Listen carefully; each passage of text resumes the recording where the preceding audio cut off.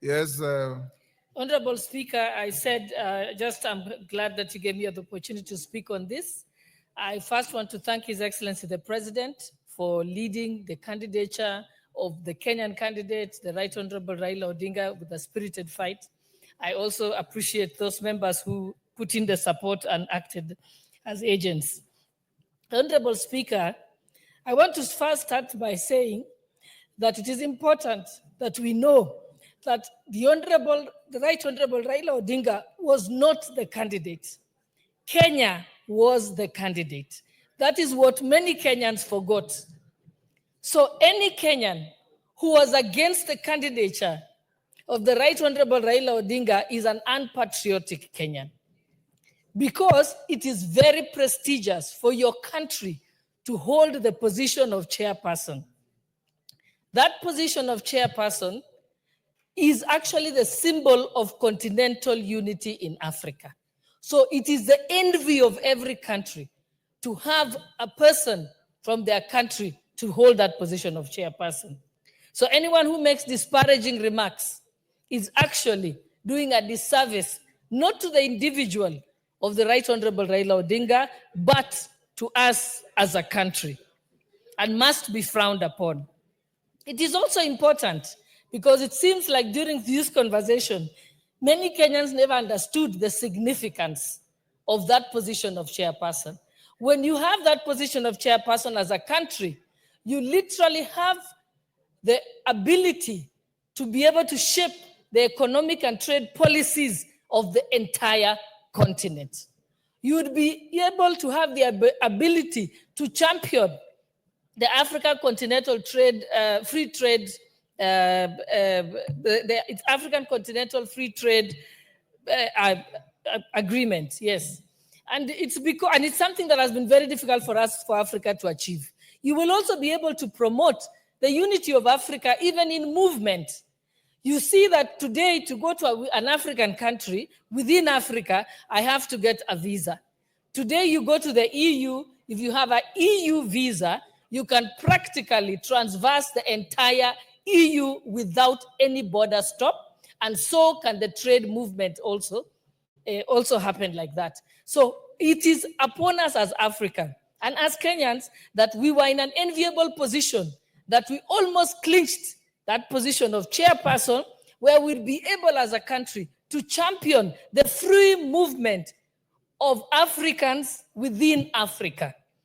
Because we must remind ourselves that visas were created by the global north to keep off Africans or the global south from the global north. But today, within Africa, we actually have visas to keep ourselves out of it. We must continue to say that as Kenya, as a country, we pledge that we shall continue to try and promote ourselves to get that position of chairperson of the African Union. And not just that position. There are many other positions that are available in the UN and other international bodies where Kenya can showcase itself. So I call upon all Kenyans that when these positions do arise and we have a Kenyan candidate, that candidate is not an individual candidate, but a national candidate. And it's upon us to support them throughout and be able to ensure that the country gets that particular seat. I saw the joy of Germany when van der Leyen became president of the European Commission. And that country took great pride in it. I want to see a situation where, as Kenyans, we become more patriotic. Thank you, Honorable Speaker.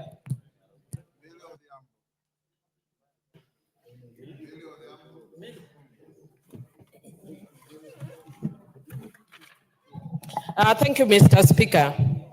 Mr. Speaker, let me take this opportunity to congratulate Baba, Honorable Raila Amolo Odinga, for the good work that he did at the African Union. Mr. Speaker, I've just finished reading a book called Ikigai that talks about the Japanese secret to a long life.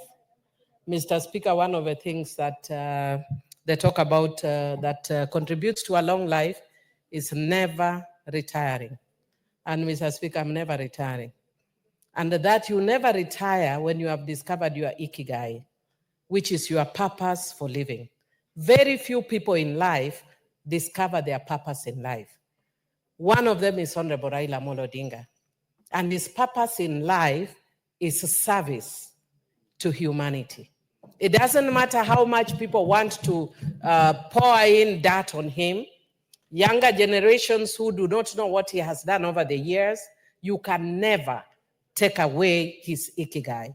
And I would want to encourage those who are busy talking a lot of nonsense around him, find your own purpose in life and live it fully and never retire. Because when you find your purpose in life, Mr. Speaker, you are always happy regardless of circumstances. So that's why even whether he wins or loses, it doesn't matter. Mr. Speaker, there are many of us at 20 years or 30 or 40, 50 who will not be brave enough to go for such a position. Can you imagine a person who at 80 years is willing to dare out and go for such a position? Whether he wins or not does not matter. It is inspirational enough that at that age he's gone out there. But I want to also congratulate and thank His Excellency President William Ruto for the work that he has done for Honorable Raila Odinga in this regard, Mr. Speaker.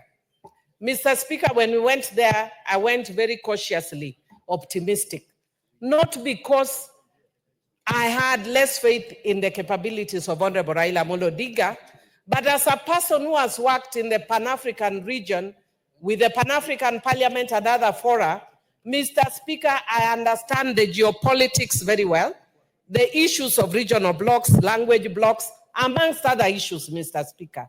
And sometimes they come into play, including prevailing circumstances in the region. They sometimes come into play. Mr. Speaker, the other issues, including the fact that Mr. Honorable Raila Odinga was a towering figure that some people may have found a bit intimidating. His strength, as I've seen one writer say, may have been his weakness because some people can't deal with strong characters. Mr. Speaker, it is also an opportunity for the AU to introspect. Mr. Speaker, Madam Speaker, sorry, I see you have changed. Madam Speaker, it's an opportunity for the AU to introspect because the issues of equity keep coming up and barriers based on language, religion, or other factors always keep coming up. The way they've tried to solve it in Pan-African Parliament is the way they need to solve it also at that level. Madam Speaker, I would also want to say that I've seen a narrative that people are trying to sell, that Raila always loses. Honorable Raila was a member of Langata for many years. Madam Speaker, he even resigned his position and went for by-election and won. And he has served as Prime Minister. And the one who is saying Raila would never will never win anything, has never even won a village elder position, and will never win a village elder position. So really, be factual and wish your fellow Kenyan well is when God will bless you. Madam Speaker, there are many Sanballats and Tobiases in this country. They are very noisy and even noisier than the people who have goodwill for this country. But I want to say that I was impressed by the equally high number of Kenyans who came to Ethiopia using their own resources. People came in buses, in bicycles, by air, and by all means, and they were all tribes, Madam Speaker. My time is up. I want to also thank them and say God works in mysterious ways. What you thought was going to work for ill has actually worked for good. We were fighting last week. We are now sitting calmly as a minority, Madam Speaker.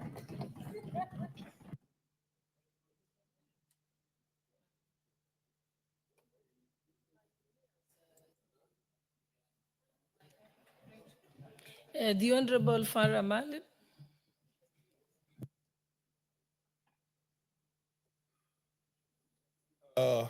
Madam Speaker, I also want to join my colleagues in congratulating, Madam Speaker, in congratulating our head of state, His Excellency William Samoei Ruto. And also congratulating the Right Honorable Raila Odinga. Mr. Speaker, Madam Speaker, I've had the fortune and the experience of having worked with Raila for over 30 years. And the one thing that, regardless of whether you like him or you don't like him, that you must admit is the energy he has and the passion he has for transformational politics. I also happen to know, as also one of the founder members initially of ODM, our president, William Samoei Ruto, because I campaigned with him in the 2007 elections when we were in the same party. And he has a lot of energy, a lot of passion, a lot of wisdom, and a lot of good intention for this country. I haven't had the opportunity of meeting the president's late father, but I've had the opportunity of working with the president, with Right Honorable Raila Odinga's late father. And we worked together in this parliament. And up until the last time when he breathed his last breath, he was working with us in parliament here like any other young man. With that advanced age, he would still discuss with us matters that were current in our political sphere, including the bills, including all the committees in the House here, because we happen to have been from the same party. Madam Speaker, it's a pity that we see ourselves as hyphenated Kenyans and we demonize hard work. We demonize wisdom. We demonize aspirations and ambitions and achievements by looking at it where that person comes from.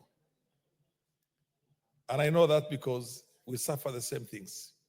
As a community, when we work very hard, the stuff that goes out is that the Somalis, they're taking over the country.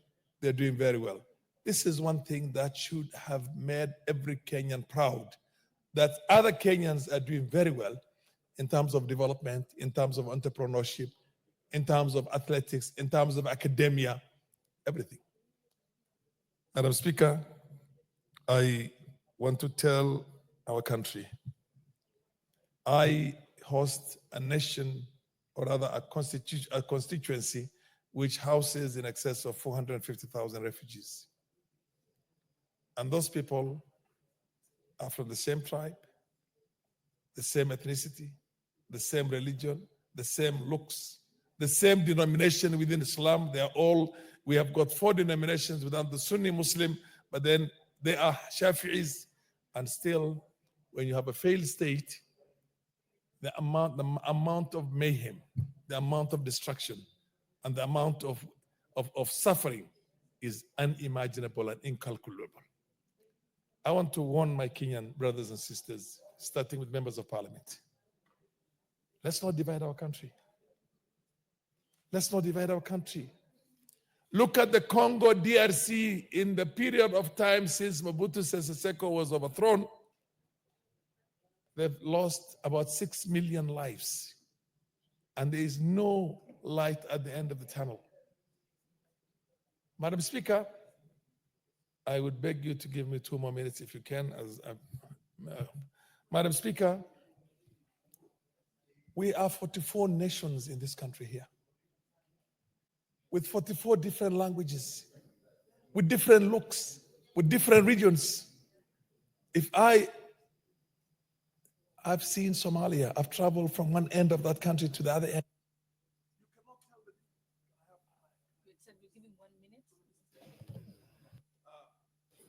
You can't tell one clan from the other unless you ask. And invariably, in most cases, when you ask, they will tell you the right clan. And they're all related to one another. And you can still see we have got in excess of 800 Somali refugees here, 450,000 in my 800,000, 450,000 in my constituency, and an additional 207,000 in urban centers as aliens, and also in Kakuma and a number of other places.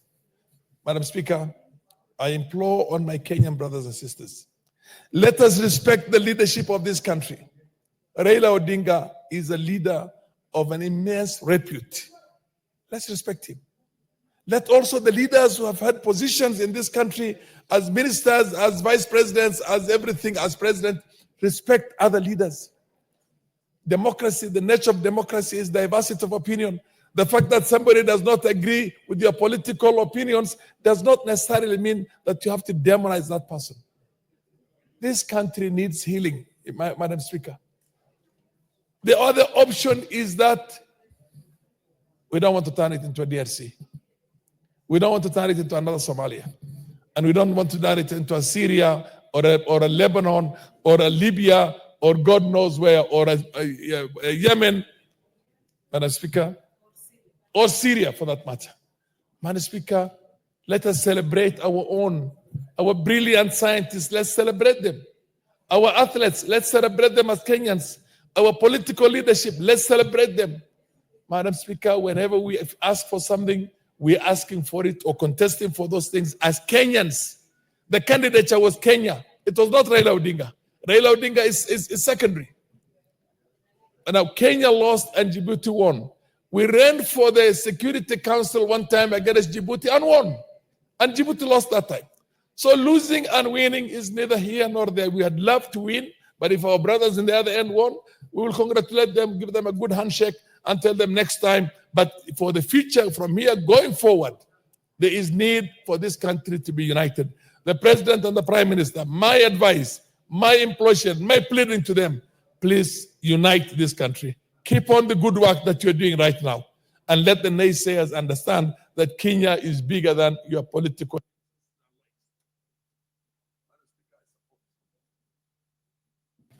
The Honorable Kaina.